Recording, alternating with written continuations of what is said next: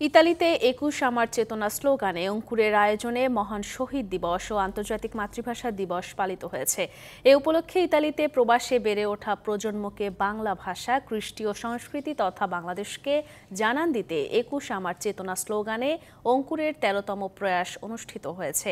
Italy প্রতিনিধি আমির হোসেন লিটন জানান, প্রবাসী পরিবারগুলোর মধ্যে সাংস্কৃতিক চেতনা ও ঐতিহ্য বজায় রাখতে সাহায্য করতে রোমে অনুষ্ঠিত শিশুদের সাংস্কৃতিক প্রতিযোগিতায় অংশগ্রহণ করে অর্ধশতাধিক শিশু প্রতিযোগী।